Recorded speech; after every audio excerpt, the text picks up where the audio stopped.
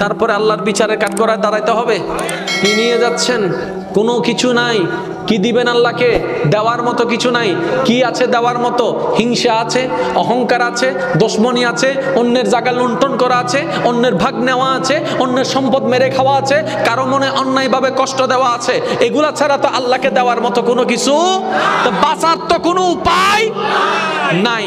আল্লাহ যে আপনাকে কতটুকু ভালোবাসে ভাইয়েরা বোনেরা, আপনারা যদি বিশ্বাস করেন না, এটা যদি একবার বুঝতে পারেন যে আপনার রব আপনাকে কতটুকু ভালোবাসে, আপনার আর দুনিয়া ভালোবাসতে ইচ্ছা করবে না।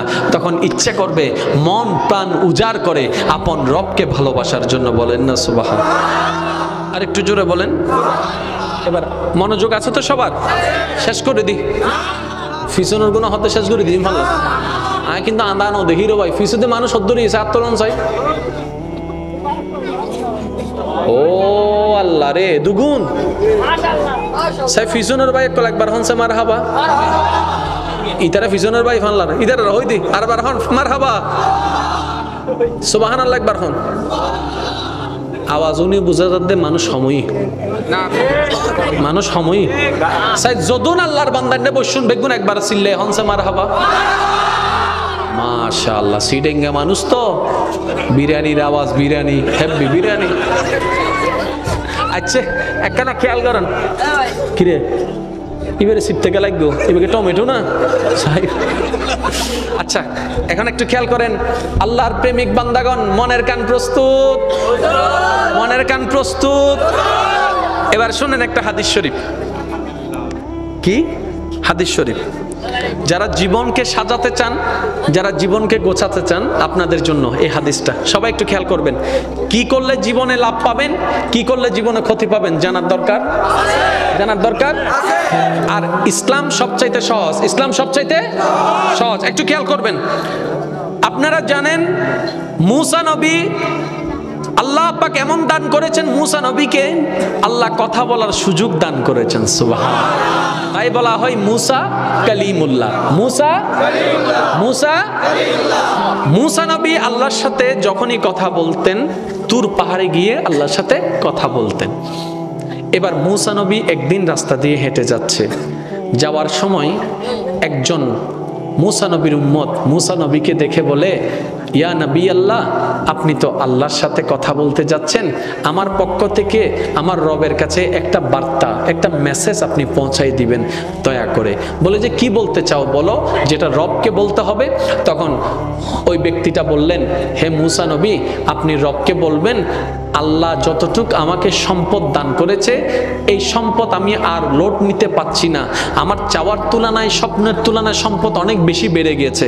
আমি আর সম্পদ চাই না, আমাকে যেন সম্পদ একটু কমাই দেয়, আমাকে যেন সম্পদ একটু কমাই দেয়। আল্লাহকে বলবেন আমাকে যেন সম্পদ একটু কমাই দেয়। এরকম দোয়া কেউ করে? কারণ আমরা তো আরো দে আরো দে আহাদি নোয়াড়ের তো ওদের সিবি দে সিবি দে সিবি দে আহাদি সিবি দিল নত ওদের রশিদি বান রশিদি বান রশিদি বান আহাদিও নত হতে ফেলাস্টার কর তারপরও দে। ঠিক না? সেজন্য সিডেঙ্গা বাসা থেকে হতা আছে, বেশি আইলে নমাতে, বেশি আইলে বেশি আইলে ফ্যাট লোড তাইলে কেএফসি আর বালা লাগিব না। ওয়া আগে জিল্লা সিলিল্লা করি দাও, আওয়াজ আগের মতো করি দাও। এবার একটু খেয়াল করেন, ওই বান্দা ফরিয়াদ জানালেন কি মুসা নবীর কাছে, আল্লাহর কাছে মুসা নবীর মাধ্যমে, যে আমাকে যেন সম্পদ আর না দেয়, যতটুকু দিয়েছে এতটুকু আমার পক্ষে লোড করা সম্ভব না, আমাকে যেন সম্পদ আর না দেয়, এটা যেন কমিয়ে দেয়। আচ্ছা মুসা নবী চলে যাচ্ছেন, কিছুক্ষণ পর আরেকজন বান্দার সাথে দেখা। ওই বান্দার শরীরের কাপড় চোপড় সব ছিঁড়া ফেরা, চুলগুলা আউলা জাউলা। এবার মুসা নবীকে বললেন, আল্লাহকে একটু আমার পক্ষ থেকে একটা খবর জানাবেন। বলে যে কি খবর?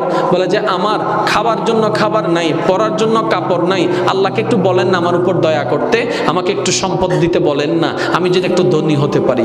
দুইজন বান্দার দুইটি বার্তা নিয়ে মুসা নবী তুর পাহাড়ে চলে গেলেন, আল্লাহর দরবারে এবার ফরিয়াদ জানালেন আল্লাহর দরবারে দুইজন বান্দার পক্ষ থেকে ফরিয়াদ জানার পরে আল্লাহ পাক বললেন, মূসা, প্রথমে যেই বান্দা তোমাকে ধরেছে সে বলেছে সম্পদ আর নিতে পারবে না, তাকে গিয়ে বলো আজকে থেকে যেন শুকরিয়া আদায় বন্ধ করে দেয়, শুকরিয়া আদায় করা বন্ধ করে দেয়, তার সম্পদও কমে যাবে। আর যার সম্পদ নাই বলেছে তাকে বলবা শুকরিয়া আদায় করতে শুরু করতে, যেমনে থাকুক যেভাবে থাকুক শুকরিয়া আদায় করতে শুরু করতে বলো, আমি আল্লাহ সম্পদ বাড়াই দিব, নিয়ামত বাড়াই দিব, মর্যাদা বাড়াই দিব। সুবহান। মেসেজটা শুনে মূসা নবী এবার আসতে লাগলেন। তারা অধীর আগ্রহে অপেক্ষা আল্লাহর পক্ষ থেকে কি মেসেজটা আছে।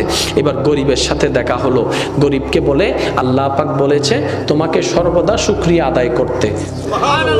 সে বলে যে আমি শুকরিয়া আদায় করব কি নিয়ে? শুকরিয়া আদায় করার তো কোনো বিষয়ই নাই, শুকরিয়া আদায় করার তো কোনো কারণই নেই, কি নিয়ে শুকরিয়া আদায় করব? কিন্তু আল্লাহ কি বলেছিলেন, যেমন আছে তেমনই যদি সে শুকরিয়া আদায় করে। তো সে যদি চালাক হতো কি বলতো, যাক হাঁটার জন্য এখনো পা দুইটা আছে আলহামদুলিল্লাহ, চলার জন্য এখনো একটু শক্তি আছে আলহামদুলিল্লাহ, দেখার জন্য নজরটা একটু আছে আলহামদুলিল্লাহ। আল্লাহ খুশি হয়ে যেত, এই শুকরিয়ার কারণে তার অন্যদিকেও আল্লাহ বরকত বাড়ায় দিত। সুবহানাল্লাহ। সে এই নিয়ামতটা নিতে জানে। এবার কিছু দূর যাওয়ার পরে ওই মানুষটা যে সম্পদ কমাই দেওয়ার জন্য বলছে তাকে দেখলো, তার জন্য আল্লাহর উপর সন্তুষ্ট থাকার জন্য।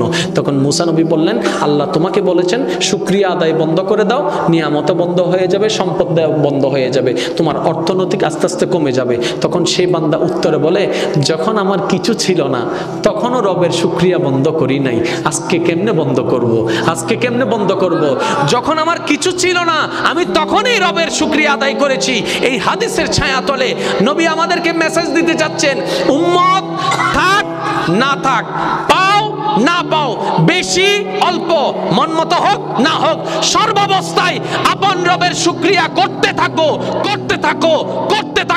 তোমার নিয়ামতের, তোমার জীবনে নিয়ামতের যা যা দরকার তোমার রব সবগুলা পূরণ করে দিবেন। বলেন সুবহানাল্লাহ। এবার মৌলা আলীর একটা হাদিস শুনেন, বলবো? জোরে বলেন না, বলবো? দেখেন ইসলাম কত সহজ, পরকাল কত সহজ। হযরত আলী রাদিয়াল্লাহু তাআলা আনহু বলে, আল্লাহর থেকে অল্প পেয়ে তুমি খুশি হয়ে যাও, আল্লাহ হাসরে তোমার অল্প আমলে খুশি হয়ে যাও। হাই, যে বান্দা আল্লাহর থেকে পাওয়া অল্প নিয়ামতে খুশি হয়ে যায়, যাক আলহামদুলিল্লাহ অনেক বেশি পাইছে, আল্লাহ তার হাসরের ময়দানে যাওয়ার পরে অল্প আমল দেখলেও খুশি হয়ে যাবে। এবার সত্যি করে বলেন, আমরা কি খুশি হতে পারি? সত্যি করে বলেন, আমরা খুশি হতে পারি না বলেই আজকে আমাদের জীবনে এত দুঃখ, এত কষ্ট। আজকের মাহফিল থেকে চলেন আমরা একটা আমল শিখার চেষ্টা করি, বুঝি না বুঝি, পক্ষে বিপক্ষে, শত্রু হোক বন্ধু হোক, দিন হোক রাত হোক, ব্যথা লাগুক সুস্থ লাগুক, যেমন তেমন, শুধু জবানে একটা জিনিস থাকবে, আলহামদুলিল্লাহ আলহামদুলিল্লাহ আলহামদুলিল্লাহ আলহামদুলিল্লাহ আলহামদুলিল্লাহ, পাইলেও আলহামদুলিল্লাহ, না পাইলেও আলহামদুলিল্লাহ। আর কিচ্ছু দরকার নাই। আপনি যে ডিপ্রেশনের ওষুধ খুঁজছেন, আপনি যে মন খারাপের ওষুধ খুঁজছেন, কই ফার্মেসিতে পাবেন না, কিন্তু রবের কাছে চলে যান, ওইখানে পাবেন। রব বলবে তোর মন খারাপ হয়েছে, তোর ডিপ্রেশন হচ্ছে, কোথায়? তোর অশান্তি মনে। আর সেই মনের খাবার হচ্ছে, রিজিক হচ্ছে আলা বিযিক্রিল্লাহে তাতমাইন্নুল কুলুব। ওই অন্তরকে রবের নাম শুনাই দে, মন এমনি শান্ত হয়ে যাবে। এখানে অনেক আমার যুবক যুবতী বোনেরা আছেন, ভাইয়েরা আছেন, আপনারা একটু খেয়াল করবেন, অনেক সময় মন খারাপ হয়ে যায় না? বলেন না, অনেক সময় মন খারাপ হয় না? মন খারাপ হলে জানে কি শুনেন? অনেক সময় মন খারাপ হলে আমরা গান শুনে মন ভালো করার চেষ্টা করি। এটা কি চালাকি না বোকামি? আপনি নিজে একটু বিবেচনা করে দেখবেন। কারণ গান আপনাকে আমাকে সর্বদা অতীতের দিকে নিয়ে যায়। আর আমাদের অতীতে সুখ বেশি না দুঃখ বেশি?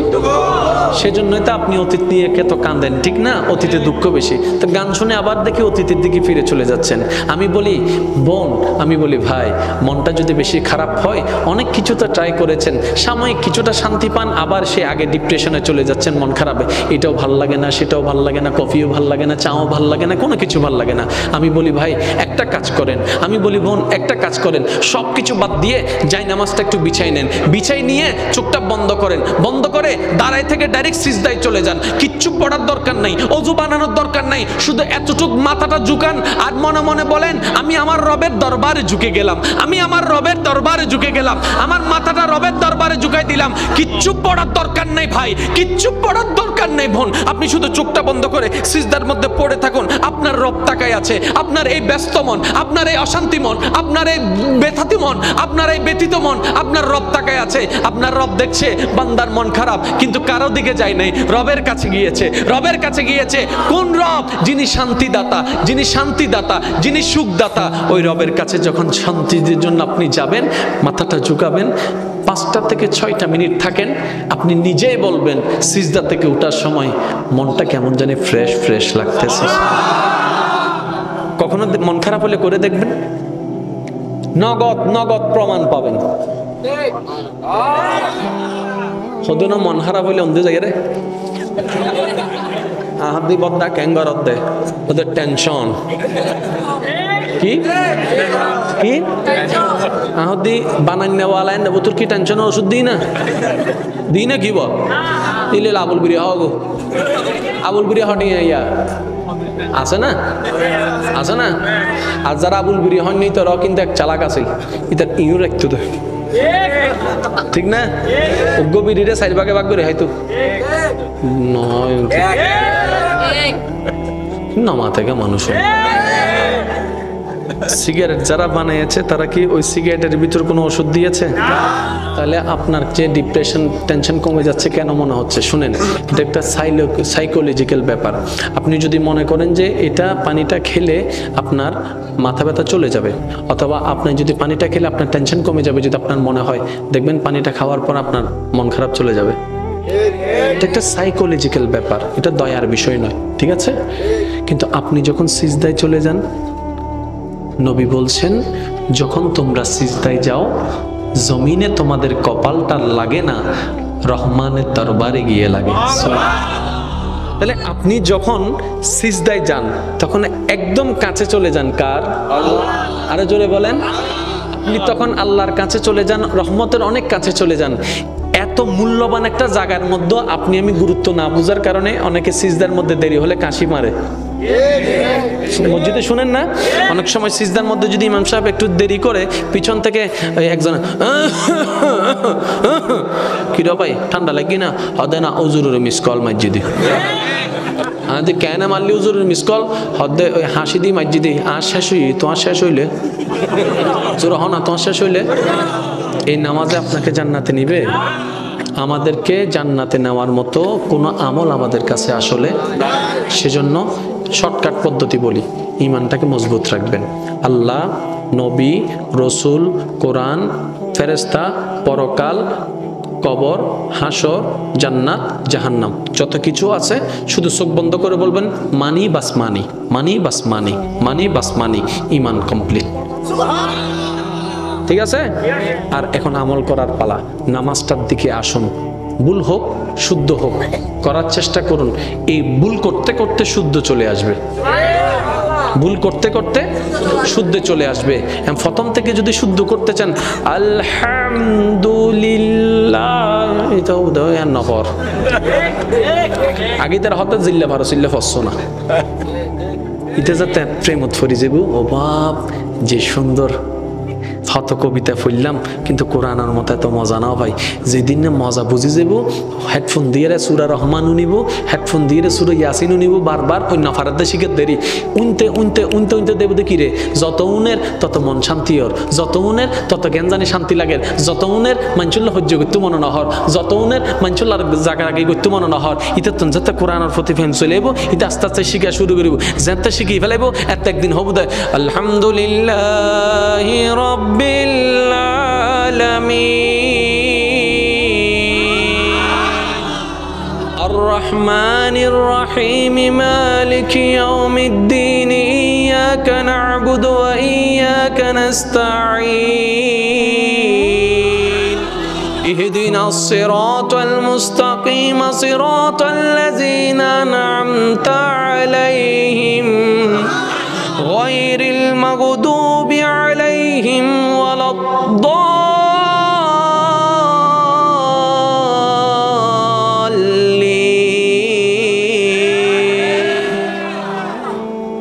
একদিনে তো নবো নমাতে আমি মুয়াজ্জিনক কলর হইম দাও ভাই সবসময় আজান অনুদ্দুন মাঝে মধ্যে গুরু গুরু পোয়া তাইলে অনুর একখানা সুযোগ দিন না ইতো অন্তত আজান দিবেন লো বইলে যাইব নি নামাজ পড়ি চলিও কারণ